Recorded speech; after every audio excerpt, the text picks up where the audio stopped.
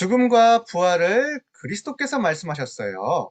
자, 오늘 예수님은 제자들에게 아주 중요한 말씀을 하셨는데 그 내용이 무슨 내용일까요? 그리고 우리는 이 내용을 어떻게 붙잡고 기도해야 될까요? 자, 마태복음 16장 21절 말씀입니다. 우리 같이 읽겠습니다. 한번 잘 들어보세요. 시작.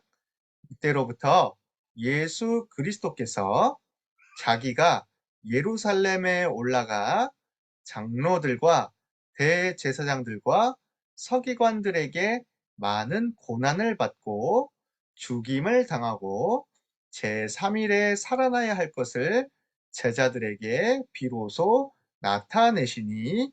마태복음 16장 21절 말씀. 아멘.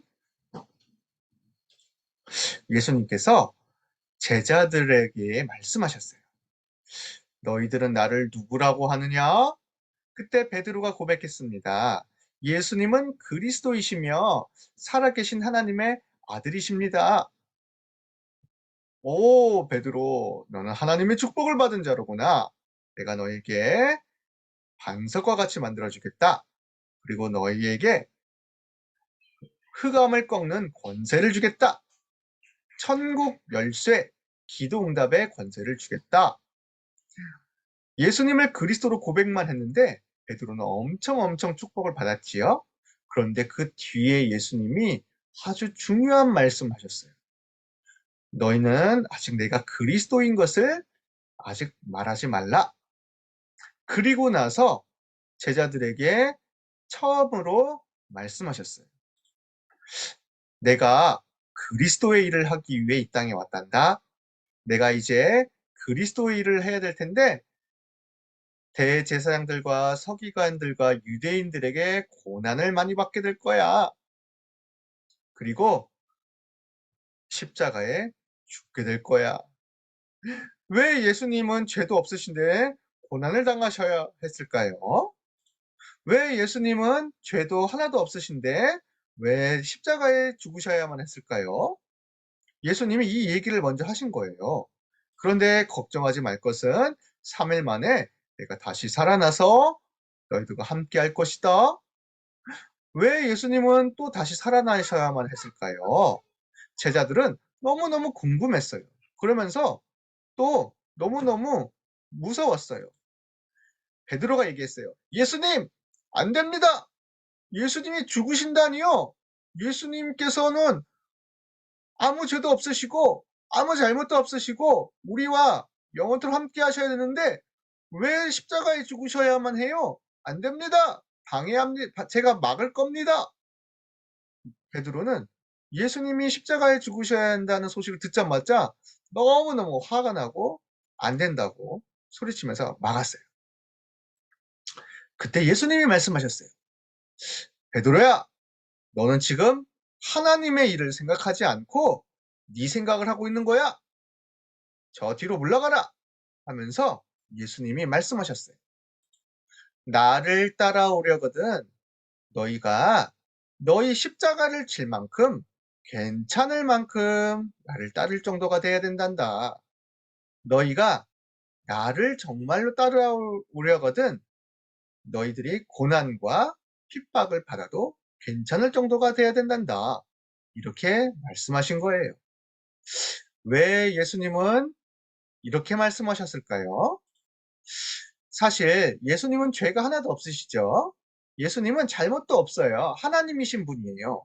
그런데 예수님은 우리를 구원하시기 위해 우리가 지은 죄, 우리가 받아야 될 저주, 우리가 당해야 될 재앙을 대신 지신 거죠.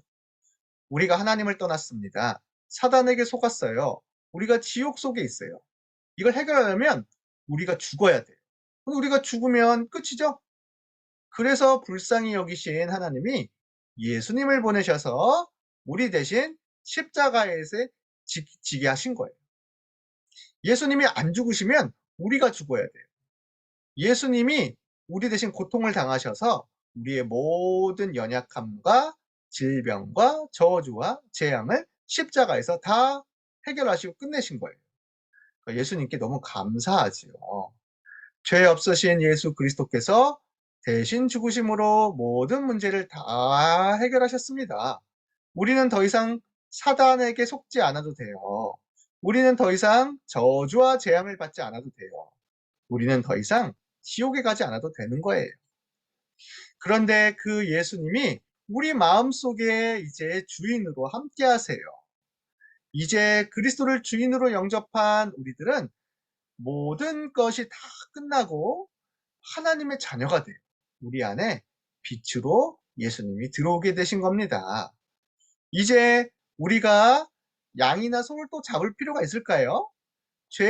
죄를 없애기 위해 착한 일이나 노력을 할 필요가 있을까요? 우리가 죄를 용서받고 구원받기 위해 열심히 해야 될 게 있을까요? 하나도 없어요. 예수님이 다 해결하셨습니다.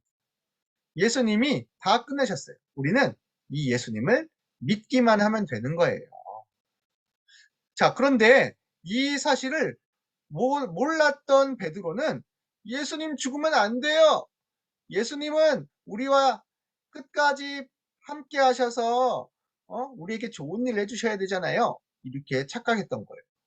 그러나 예수님은 우리를 사랑하셔서 진짜 구원하시기 위해 우리 대신 죽으시고 우리 대신 고통당하시고 우리 대신 십자가를 지셔야만 했던 거예요. 그 덕분에 우리가 구원받고 이렇게 하나님 자녀가 되었습니다. 그런데 우리 예수님은 죽은 채로 끝나지 않으셨죠? 살아계셔서 하나님의 아들로 보좌에 하나님 우편에 앉아서 지금도 함께하고 계십니다. 그러니까 예수님은 끝나지 않으셨어요. 다시 살아나셔서 지금도 보좌의 축복으로 우리와 이렇게 함께 하십니다. 그러니까 더 축복이죠. 그렇죠. 우리는 구원받았고 예수님은 보좌의 능력으로 함께 하시고 우리는 성령으로 이제 능력을 받아 세계 살릴 증인이 되는 거죠. 그런데 한 가지 꼭 기억해야 됩니다. 혹시 베드로처럼 내 생각대로 예수님을 믿거나 베드로처럼 내 주장을 하는 것은 좋은 게 아니에요. 그렇죠? 예수님을 따르는 사람은 예수님을 따라갈 때 고난과 핍박과 어려움이 와도 예수님 한 분으로 괜찮고 만족해도 좋다. 이럴 정도가 돼야 돼요. 그래야지만 우리가 전 세계 나가 이 예수님의 사랑과 복음을 전할 수가 있어요. 우리 렘넌트들이 꼭 기억해야 됩니다. 예수님이 십자가에서 죽으신 것은 끝이 아니었어요. 부활과 생명이 남아 있었어요. 우리도 마찬가지예요.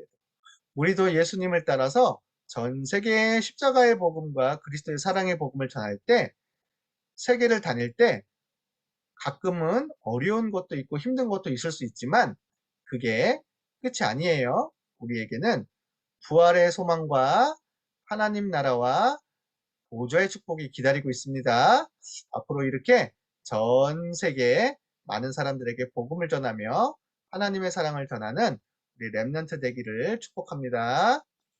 우리 같이 기도할게요. 두 손 모으고 따라서 해주세요. 십자가에서 모든 문제를 해결하신 그리스도를 찬양해요. 살아계셔서